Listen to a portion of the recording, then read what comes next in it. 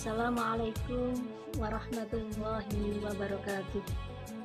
Alhamdulillah, Alhamdulillah, wassalatu wassalamu ala rasulillah wa ala alihi washabihi wa mawala. Wala hawla wala quwata illa billah. Rabbi shrah li sadri wa yassir li amri wahlul 'uqdatam min lisani yafqahu qawli. Puji syukur kehadirat Allah Subhanahu wa taala. Pada kesempatan kali ini kita bisa bertemu kembali dalam keadaan sehat walafiat.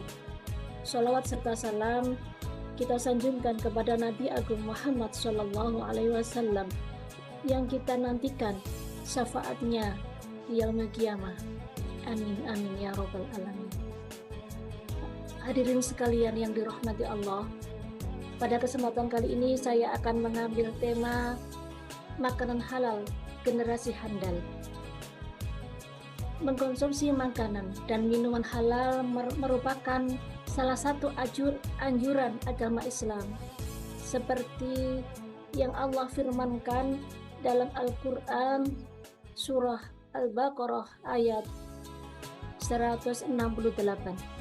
A'udzu billahi minasyaitonir rajim. Bismillahirrahmanirrahim. Ya ayyuhan nasu kulu mimma fil ardi halalan thayyiban wa la tattabi'u khutuwatis syaitan innahu lakum aduwwum mubin. Yang artinya, wahai sekalian manusia, makanlah yang halal lagi baik dari apa yang terdapat di bumi, dan janganlah kamu mengikuti langkah-langkah syaitan, karena sesungguhnya setan itu adalah musuh yang nyata bagimu. Al-Ayah. Pengertian makanan halal dalam Islam. Makanan halal adalah makanan yang halal dalam istilah bahasa adalah baik, atau juga makanan yang dibolehkan oleh syar'i. Segala sesuatu yang diizinkan menurut hukum Islam, maka itu adalah makanan halal. Di samping halal, makanan itu harus thayyib. Thayyib berarti baik. Baik tidak bernilai buruk, menyehatkan, bergizi, tidak membahayakan, bersih, terhindar dari berbagai macam penyakit, sehat, proporsional, dan aman. Itulah makanan yang baik yang dianjurkan dalam Islam. Jadi di samping halal, makanan yang kita makan harus thayyib, dan thayyib yang artinya baik. Dalam konsep halal menurut Islam, halal itu terbagi dalam 3 tahapan. Yang pertama adalah halal secara zatnya, yakni tidak mengandung bahan haram atau terkontaminasi dengan barang haram lainnya. Contohnya, jika kita minum air putih atau juga air kelapa dari bahannya sudah jelas air kelapa adalah halal. Yang kedua, konsep halal menurut Islam adalah halal secara proses pengolahannya. Jadi makanan atau minuman yang sudah jelas halalnya kemudian berubah menjadi haram apabila proses pengolahannya tidak sesuai dengan syar'i. Mungkin bisa dicontohkan, kita bikin mie, ya. Kemudian supaya nikmat ditambah dengan ayam. Nah, ayamnya ini ternyata ayam yang tidak melalui proses penyembelihan, atau juga ayam yang tiren, ayam mati kemarin, kemudian diolah sehingga menjadi ayam seperti ayam kebiasaannya. Nah, makanan yang mie tadi yang sudah jelas halalnya kemudian bercampur dengan ayam tiren, sehingga disitulah berubah menjadi haram karena ayamnya yang sudah menjadi bangkai. Yang ketiga adalah proses memperolehnya. Jadi makanan itu kita beli dengan cara yang halal, kita beli dari hasil kerja kita sendiri, maka itu dinamakan makanan yang sudah jelas cara memperolehnya. Setelah kita tahu bahwa konsep halal ada 3, dari halal secara zatnya, halal secara proses pengolahannya, dan yang ketiga adalah halal secara proses memperolehnya. Jadi ketika proses itu sudah ada dalam satu makanan, maka makanan yang kita makan adalah halal. Kenapa sih kita perlu mengkonsumsi makanan halal? Yang pertama, manfaatnya yang kita peroleh jika kita sudah benar mengkonsumsi makanan dan minuman halal, maka kita akan mendapatkan manfaat dan keutamaan. Yang pertama adalah ridhonya Allah. Karena kita sudah mengikuti aturan Allah, tidak memakan makanan yang dilarang oleh agama, maka Allah ridho dengan apa yang kita lakukan. Yang kedua, menambah semangat ibadah. Selain sehat, makanan halal menambah kita semangat untuk beribadah. Yang ketiga adalah dapat terkabulnya doa. Sebagaimana hadis Nabi Muhammad, suatu hari Nabi pernah didatangi oleh sahabat Sa'ad bin Abi Waqqas, dan Sa'ad meminta kepada Nabi untuk mengabulkan doa yang ia panjatkan. Lalu Rasulullah bersabda, "Wahai Sa'ad, perbaikilah apa yang kamu makan. Perbaikilah makananmu, niscaya doamu akan dikabulkan." Jadi di sini jelas bahwa makanan dan minuman halal itu bisa menyebabkan doa kita dikabulkan oleh Allah. Manfaat selanjutnya adalah dapat diberikan keturunan yang soleh. Sebagaimana ada kisah dari sahabat Sabit bin Ibrahim. Sabit bin Ibrahim ini suatu hari sedang berjalan kaki. Kemudian di tengah perjalanannya beliau menemukan apel yang sangat segar, yang matang, dan ia tergoda untuk memakannya, sehingga apel itu pun diambil. Karena suasana panas yang sangat terik, maka apel itu pun dimakannya. Setelah mendapat separuh, dia ingat, loh, ini kan apelnya orang, saya belum tahu apel siapa ini. Kemudian dia berbalik arah mencari di mana letaknya pohon ini. Kemudian dia menemui, ternyata di seberang ada pohon apel. Kemudian dia menemui ke kebun situ dan bertemu dengan seorang penjaga kebun. Kemudian, "Hai penjaga, aku minta ridho apel ini karena aku telah memakannya." Kemudian penjaga itu bilang, "Aku bukan pemilik apel ini. Pemilik apel ini ada nun jauh di sana." "Oh ya, di mana rumahnya?" "Kamu terus saja ke sana." Kemudian akhirnya Sabit bin Ibrahim ini melakukan perjalanan mencari siapa pemilik kebun apel tersebut. Setelah melakukan perjalanan yang cukup panjang dan melelahkan, akhirnya dia ketemu dengan pemilik kebun apel tersebut. Kemudian dia bertemu, dan Sabit pun menceritakan bahwa dia telah menemukan apel ketika berjalan tadi, dan dia datang ke situ untuk minta ridho kepada pemilik apel tersebut. Ternyata si pemilik apel tersebut menjawab, "Aku tidak ridho kau memakan apelku."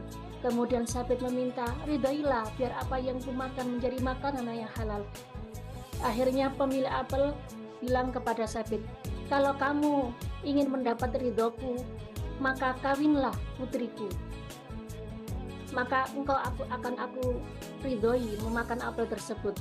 Kemudian Sabit merenung sejenak dan akhirnya dia menerima tawaran pemilik apel tersebut.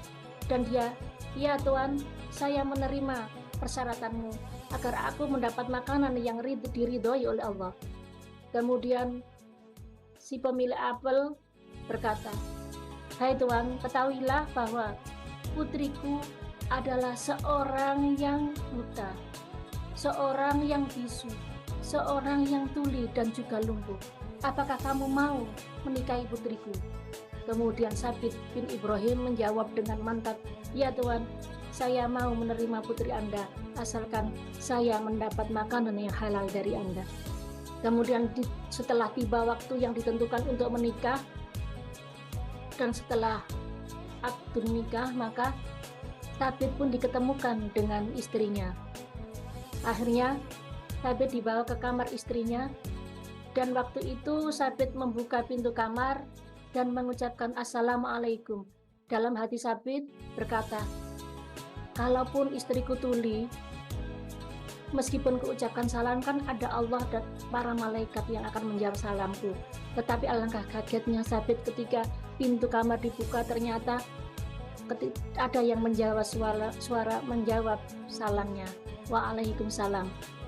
Ternyata perempuan itu tidak bisu tetapi bisa menjawab salam. Setelah itu Sabit mengulurkan tangannya, dan perempuan itu pun menjabat tangannya dan mencium tangan suaminya. Alangkah terkejutnya Sabit. Kemudian Sabit duduk dengan dekat istrinya. Kemudian bertanyalah kepada istrinya, "Hai istriku, kata ayahmu kamu adalah seorang yang tuli, tetapi kenapa engkau mendengar suaraku ketika mengucap salam?" Kemudian istrinya menjawab, "Ya suamiku, karena telingaku tuli, karena aku tidak pernah mendengar cerita atau berita yang membuat Allah tidak ridho. Kemudian ternyata engkau juga, kata ayahmu, adalah seorang yang buta, tetapi ternyata kamu bisa memegang tanganku dan bisa menjabat tanganku." Kemudian istrinya menjawab, "Ya suamiku, ayahku benar, karena mataku tidak pernah melihat apa yang diharamkan oleh Allah." Kemudian suaminya bertanya lagi, "Wahai istriku, kata ayahmu kamu adalah seorang yang bisu, tetapi ternyata kamu juga bisa bercakap-cakap." Kemudian istrinya menjawab, "Iya suamiku, karena aku tidak pernah berkata-kata yang kotor, mulutku hanya kugunakan untuk berzikir menyebut asma Allah." Dan istriku, kata ayahmu engkau adalah seorang tuli. Apa maksud dari bahwa kamu adalah seorang yang lumpuh, ternyata kamu juga bisa berdiri dan berjalan? Kemudian istrinya menjawab, "Ya suamiku, karena aku tidak pernah berjalan ke tempat-tempat yang tidak diridhoi oleh Allah." Mendengar penjelasan istrinya, Sabit bin Ibrahim senang dan bersyukur. Kemudian membuka wajah istrinya. Betapa terkejutnya, ternyata istrinya adalah istri yang sangat cantik bagaikan bulan purnama. Akhirnya Sabit bersyukur kepada Allah karena niatnya ingin mendapat ridha Allah, ternyata dipertemukan dengan seorang yang cantik, yang sempurna, baik fisiknya dan juga lahirnya. Setelah itu perkawinan itu adalah perkawinan yang bahagia, dan mereka dikaruniai seorang putra yang sangat disegani, seorang putra yang menjadi ulama besar bernama Abu Hanifah, yakni An-Nu'man bin Thabit. Jadi dari cerita tersebut dapat kita ambil bahwa dari makanan yang halal dapat menjadikan mempunyai keturunan yang soleh. Hadirin sekalian yang berbahagia, selain ketika manfaat tadi, ada beberapa manfaat lain ketika kita mengkonsumsi makanan dan minuman yang halal. Yang selanjutnya adalah dapat menjernihkan hati dan pikiran, sebagaimana hadis Nabi, barang siapa yang memakan makanan halal selama 40 hari, maka Allah akan menerangkan hatinya dan mengalirkan sumber ilmu dan hikmah dari hatinya dan juga pada lisannya. Hadis riwayat Abu Naim.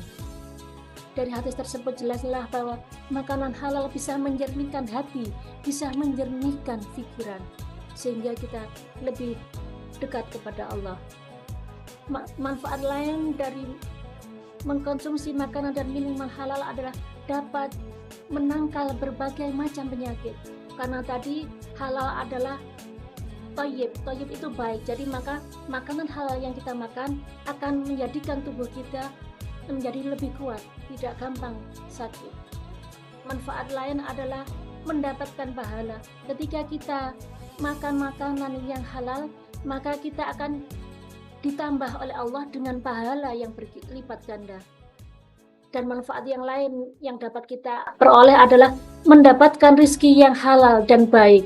Jadi dengan makanan yang halal, kita diberikan rezeki yang Allah mudahkan, yang Allah jamin bahwa karena kita sudah yakin kita dapat memperolehnya dengan cara yang baik, maka Allah memudahkan rezeki kita. Mungkin itu yang bisa saya sampaikan. Semoga ada guna dan manfaatnya. Marilah dari sekarang kita mantapkan dalam hati kita bahwa kita harus makan dan minum dari makanan yang sudah jelas kehalalannya. Kita tinggalkan hal-hal yang bisa membuat hati kita ragu, karena dengan makanan halal, generasi yang kita bentuk adalah generasi yang hebat, generasi yang handal, generasi yang menjadikan agama kita agama yang diridhai Allah dan juga disegani umat lainnya. Mungkin itu yang bisa saya sampaikan. Akhirul kalam, ihdinas siratal mustaqim. Wassalamualaikum warahmatullahi wabarakatuh.